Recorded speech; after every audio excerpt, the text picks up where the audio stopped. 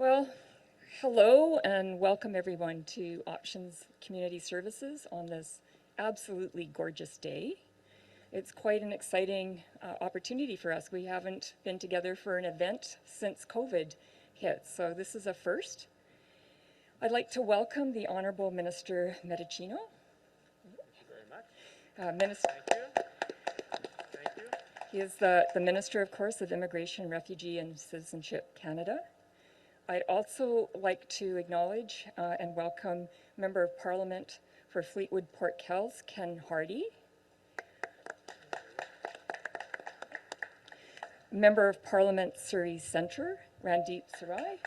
Here. Member of Parliament Surrey Newton, Suk Dhaliwal. Members of the media and honoured guests. My name is Christine Moore and I am the Chief Executive Officer of Options Community Services. We are very pleased to host this special Immigration, Refugee and Citizenship announcement on the Parents and Grandparents Program. I would first like to acknowledge that the land on which we are on is the unceded territory of the Coast Salish people, including Kwantlen, Katsi, Matsqui, Musqueam, Simiamo, Tsawwassen, Coquitlam, and Stolo nations. It is important that we understand the long-standing history that has brought Options Community Services to reside on this land, and to seek to understand our place within that history. Respect for our Indigenous peoples and recognition of their present, both past and present, are essential to establishing healthy and reciprocal relationships. And indeed, they are key to reconciliation. Options Community Services is an impact and purpose-driven organization committed to fostering equitable, just, and thriving communities through the delivery of culturally responsive services. Our vision is a healthy, caring community where everyone thrives. We are guided by the principles of diversity, integrity, collaboration, excellence, and resourcefulness. And our mission is to inspire hope and belonging for all. Options Community Services is funded by IRCC to provide a diverse array of services to newcomer immigrants and refugees. We work closely with IRCC to demonstrate IRCC's core principles which underpin all of our services. These core principles include client-centered and outcomes-driven services that are responsive to the needs and aimed at addressing systemic barriers that hinder newcomer integration. I am so proud and appreciative of the strength and resilience of our Options colleagues to pivot and to stay responsive to communities we serve despite the pandemic and its devastating impact, especially on those who are more vulnerable and isolated. Our current return to work plan is carefully aligned with BC's 4-step restart program. Options Community Services is in full support of IRCC's Immigration Levels Plan and recognizing that immigration is central to Canada's economic recovery plan from COVID-19. We applaud today's announcement as a significant step taken to support family reunification as a key component of Canada's immigration system, especially in attracting, retaining, integrating newcomers, many of whom choose Surrey as their new home. Thank you. And I now introduce Minister Medicino. Over to you. Thank you.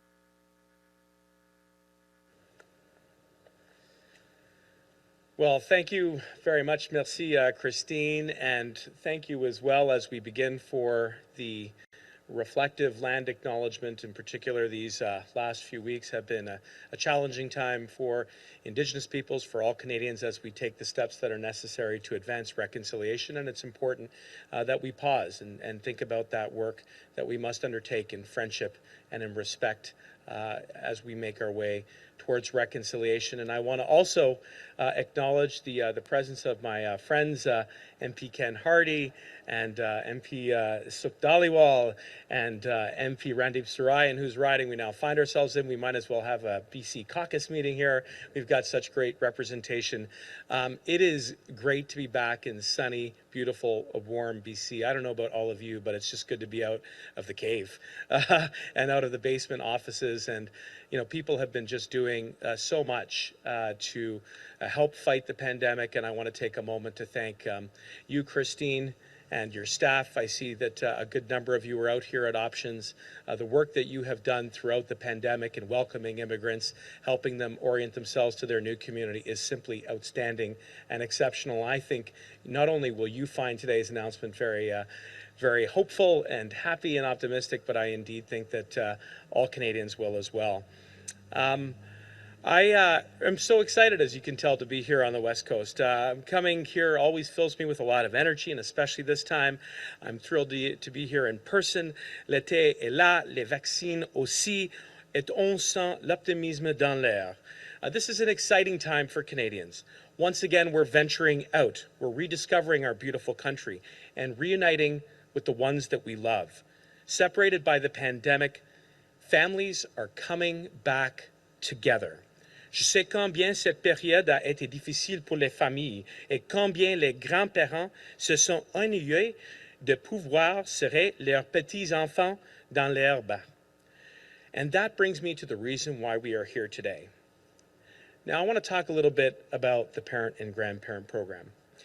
While many people make the journey to Canada by themselves, immigration is rarely done alone. It's often a multi-year process with an initial family member getting themselves established in Canada with work and then paving the way for others. And so many people relate to that. One family member taking that big risk and coming here and getting established and overcoming the barriers of language and finding work and then getting those roots put down into the community and having an opportunity to then sponsor their loved ones. And that's really the essence of what the parent and grandparent program is all about. Yet in many cases, parents and grandparents have to wait a number of years to join their children in Canada. And we know that families belong together. And when they succeed, Canada succeeds. That's why we have the parent and grandparent program. This program is unique. It is a one-of-a-kind in the world. C'est pourquoi nous avons le programme des parents et des grands-parents, un programme unique en son genre. It gives Canadians and permanent residents the chance to sponsor their parents and grandparents to come to Canada. Put simply, it brings families together in this country. But the parent and grandparent program isn't just an act of charity. There are countless economic, social, and cultural benefits that come from family reunification. Pensez à une maison multigénérationnelle. Comme grand-mère et grand-père viennent d'arriver au Canada et peuvent aider à la garde des enfants. Maman et papa ont maintenant de temps pendant la journée pour travailler ou faire autre chose. Think about those families that have the benefit of having their parents and grandparents join them as young families get back to work with the support that they need to look after their children and their elderly. That's really at the essence of what this program is all about. And to put it lightly, over the course of a number of years, we have made dramatic changes to this program. Now let's just take a look back before we look forward. Over the past number of years, we've strengthened the PGP and significantly increased the number of applications accepted from just simply 5,000, which is what we inherited under the last Conservative government, to processing 30,000 this year. We're going to process 30,000 in 2021. Now, over the last number of years, we know that there has been some challenges, and in particular, the pandemic has posed some obstacles, and I'm going to come back to that in a moment. But we have made progress. We have reduced backlogs, we cut wait times, and we made adjustments to this unique program to make it more accessible for everyone. But we're not going to stop here. Building on our success in recent years, as I said, we are going to process 30,000 additional applications, inviting more Canadians and permanent residents than ever before to bring their loved ones together.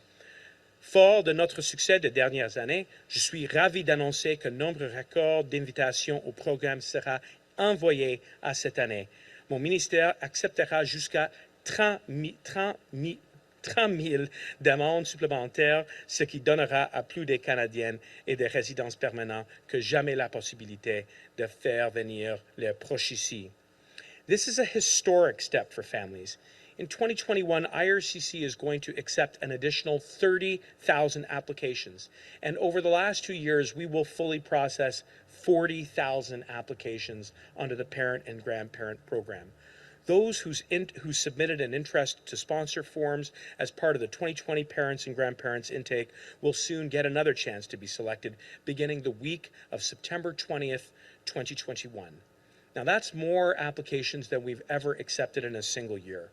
I encourage everyone who submitted an interest to sponsor last year to ensure that they have updated their contact information on file with IRCC. Even better, applicants can now apply using our permanent resident digital intake tool, which will make things easier and more accessible for all. The income requirement for the 2020 tax year will once again be the minimum necessary income instead of the minimum necessary income plus 30%. It will also allow benefits such as EI and CERB to be counted towards the sponsor's income. And this measure will ensure that applicants are not penalized for having lost their income as a result of COVID-19. And finally, those who don't get an invitation to apply can take advantage of the parent and grandparent super visa. And I just want to stop to highlight this pathway, which is also designed to bring loved ones together and to encourage flexibility so that those who wish to come to visit to Canada over a prolonged period of time may do so. But the parent and grandparent program isn't the only way that we've demonstrated our commitment to family reunification. We have reunited tens of thousands of families on a temporary visa status over the course of the pandemic, and we have a goal to see 80,000 families reunited under the Economic Express Entry Sponsorship Program, together bringing the total number of families that we hope to be together to over 100,000 in a single year. Now that reflects this government's belief that loved ones should be together, that there are so many benefits when we bring families together, social, economic, and cultural. And that is how we are going to walk the talk when it comes to family reunification. And when you look even more broadly at the way that we have kept our immigration system going throughout the pandemic, literally rewiring and reimagining the way that we can keep corridors open for economic immigration, for families, for creating additional resettlement spaces in the humanitarian sector, this is why the world looks to Canada as a global leader in immigration. Now, that's not just work that me and my friends Ken and Randeep and Suk and all of our caucus members do together. That's work that communities do, like Options, like you, Christine, like everybody is here, like ordinary Canadians who see the benefits of immigration, who relate to immigration, who believe in immigration as a jobs creator, as a creator of opportunity and prosperity and growth. And that's the difference with what you get with this Liberal government, and that's why I'm so proud to have been able to make this announcement today. Merci beaucoup.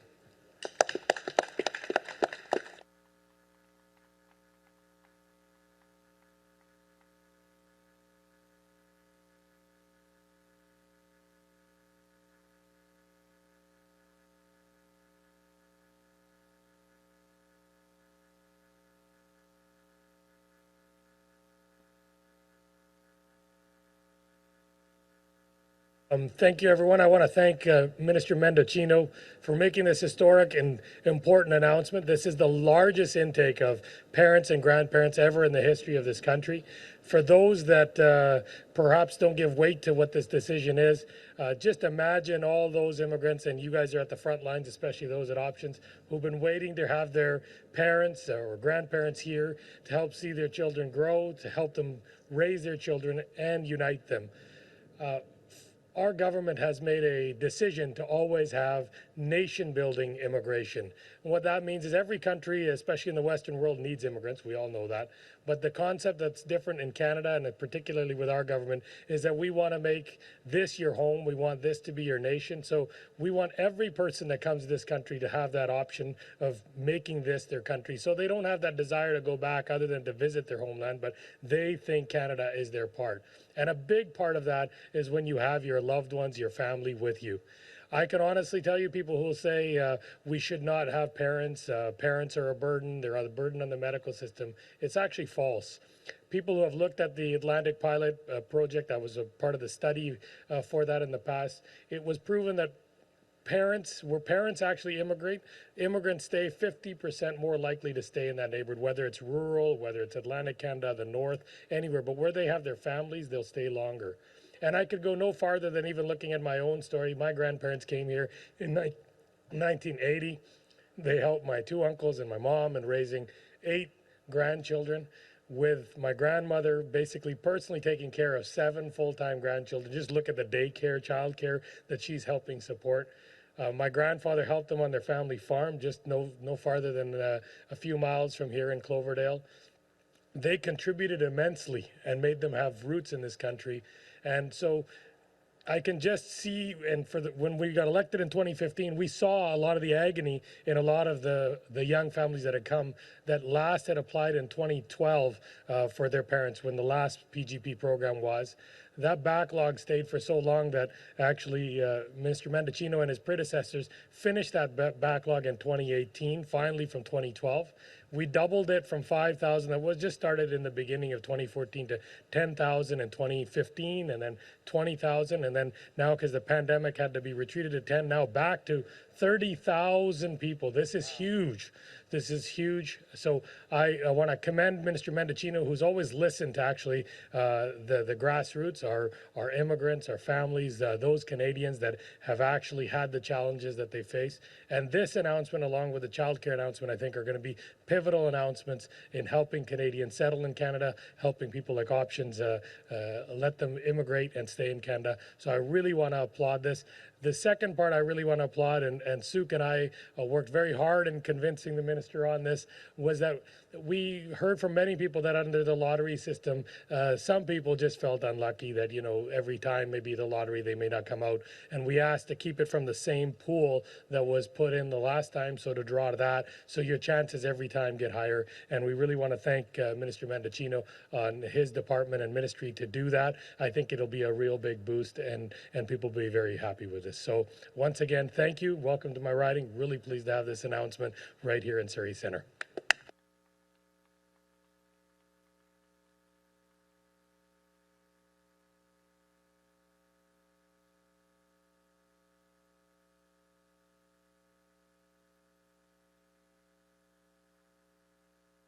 Afternoon, everyone. First of all, I would also love to acknowledge the Coast Salish people whose unceded territory we are on. Christine, thank you for having us here. The great work that you, as a ED, Options, and many other organizations that play a key role in the new immigrants' lives. Congratulations, and keep up the great work that you're doing. When we talk about Indigenous peoples, reconciliation, when it comes to Minister Mendocino, he has come up and has shown the leadership. He has reinstated that the Indigenous peoples can use their Indigenous name on their passports. Minister, that is a key for moving forward, and thank you for doing that. And today we all got together here. Of course, he deserves applause on the PGP program. One thing that I hear on the grassroots is that it is very difficult immigrant experience to be without their families being here. So once you are separated, it's not easy. When it comes to parents, grandparents, they play a key role in the success of new immigrants. And I stand here today, a perfect example that I came to this country without speaking very much English. I have very little English I could speak at that time. And went to University of Calgary. Through my education, then being a professional engineer as a BC land surveyor, then running my own small business in this part of the Canada. And not only that, in fact, my own children, if my parents were not here with me, my both daughters today practicing doctors, they would not be good citizens and professionals if my parents were not here with me. Lastly, today, I'm standing here as fourth time Member of Parliament for Surrey Newton. And Randeep knows that my mom is even a stronger campaigner than I am during campaign. My parents, even my dad, when he passed away in 2015, during the 2015 election, he was campaigning till his last breath. This is how I can tell you, it's not only myself, every immigrant that I go to, this is what I'm hearing, that parents and grandparents play a major role in the success of new immigrants. And making this historic announcement today with 30,000 new applications, Minister, thank you for your leadership once again, and you have always delivered. As Randeep earlier mentioned, this is the voice that we were hearing on the ground. Whether Ken Hardy, Randeep, myself, and many others. When we were going to the minister, it's not easy for minister to make decision. But I can tell you, Minister Mendicino, how should I say, raises his stick and call it that this is the action that he's going to do. And today, he have taken this action. Not only 30,000 applications compared to the Conservatives that were accepting 5,000 applications when they left the office.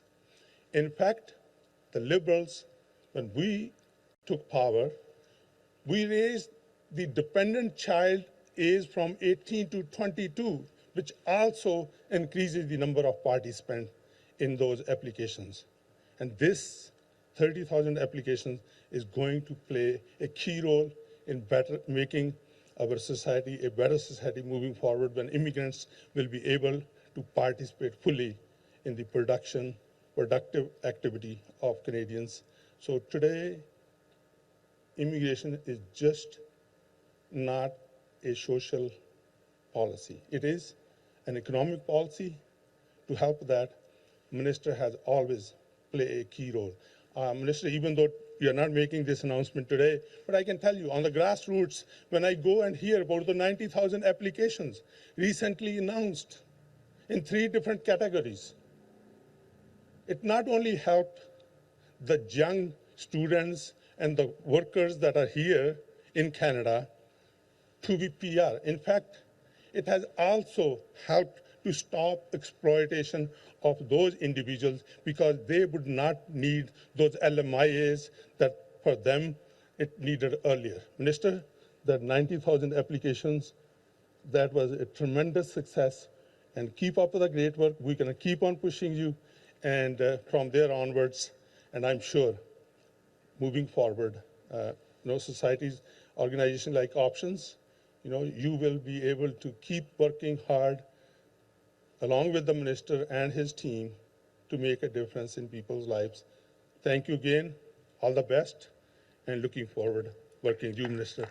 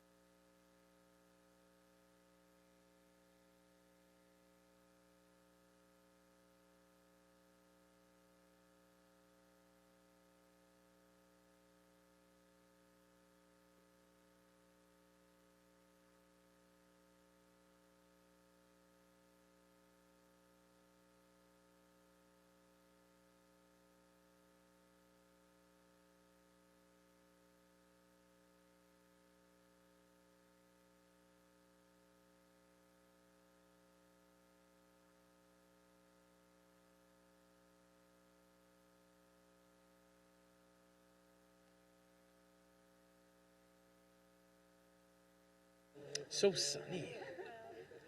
Okay. So Eric is going to, Eric, come here. All right, we'll now proceed to questions from the media.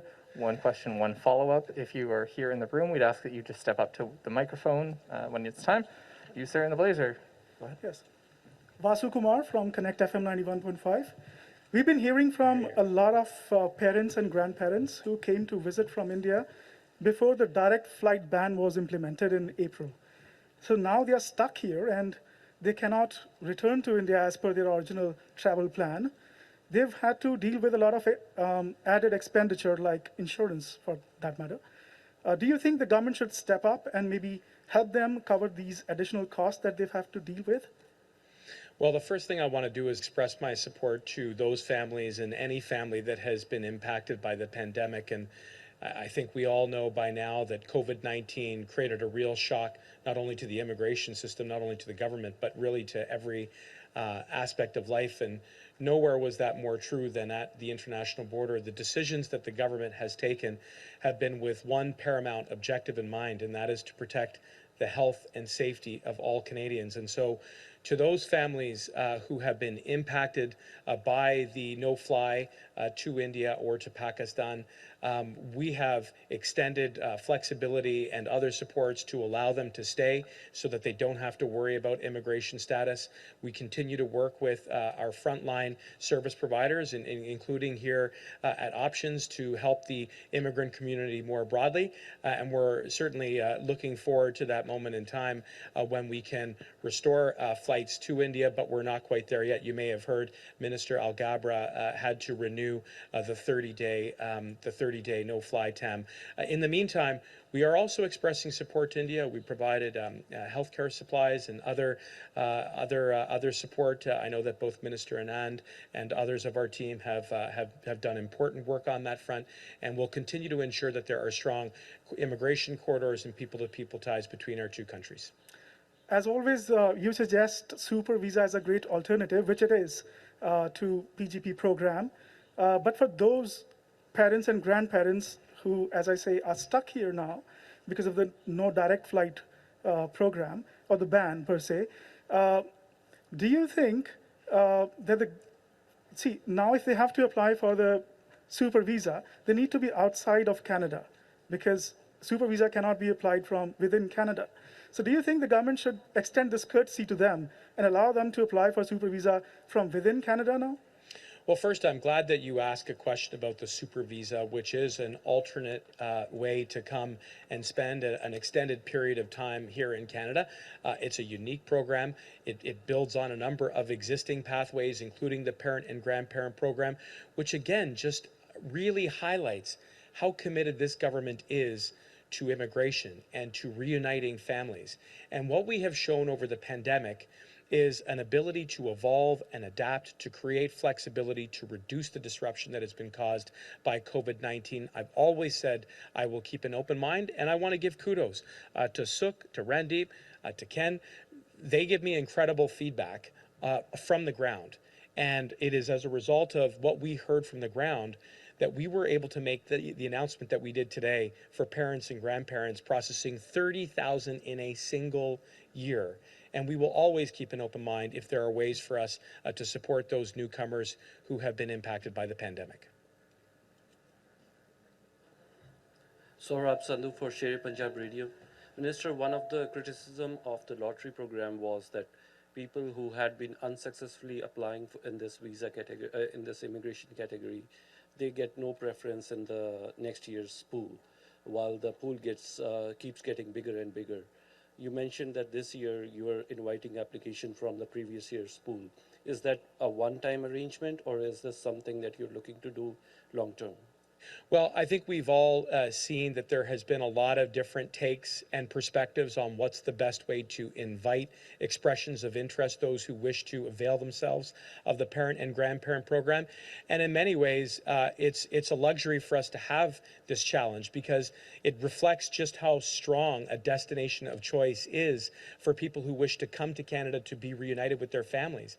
And the reality is that whichever route we take to invite people to express interest, in my estimation, there will always be a very large and significant demand. And what our system aims to do is to accommodate that demand by raising the level of people that we are going to welcome under it to a record level.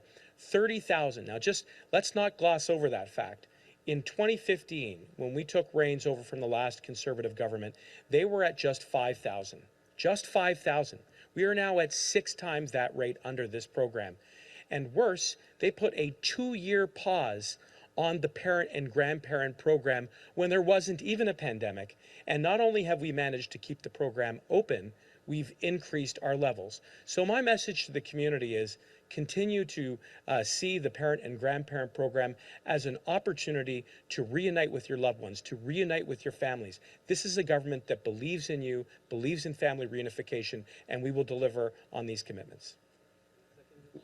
Secondly, Minister, there was a case in India where a young man committed suicide because he was involved in a fake marriage. I hope that has brought some attention to fake marriages scandal that's been going on. Has the ministry taken notice of this particular case? There's been some demand about deporting one of the spouse members back. Are you looking to take action against these fake marriages at all? Well, the first thing I would say is obviously we express sympathy to, as I said, any family that has been impacted, and particularly those who've lost loved ones during the pandemic. And I just want to tell you, as a minister, there's a lot of volume in this file, and it's because people want to come to Canada, and I appreciate that. But not a single one of these cases that comes across my desk doesn't impact me, and I feel it profoundly and personally, as I know the members of our caucus do. And my commitment is to continue to work with not only the MPs here, but all MPs. I mean, I often sort of kid that I've made 337 new friends in the House of Commons, and we do work with MPs from all political stripes because this isn't a partisan issue. We do care about providing corridors and support, but I will say that going forward, we will continue to find ways to do the important work of family reunification. All right, we'll now go to the line. Operator, is there anyone queued with questions there? Thank you. Merci. Please press star 1 at this time if you have a question. S'il vous plaît, appuyez sur étoile 1 maintenant pour poser une question. There will be a brief pause while the participants register. Il y aura un court délai vous permettant de vous enregistrer. Thank you for your patience. Merci de patienter.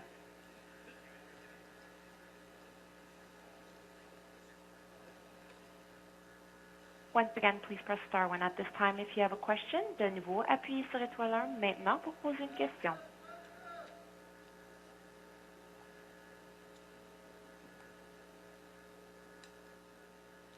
There are no questions registered at this time. Nous n'avons pas de questions pour le moment. All right, and with that, we will conclude our media availability. Thank you. Tout le monde, thank you very much.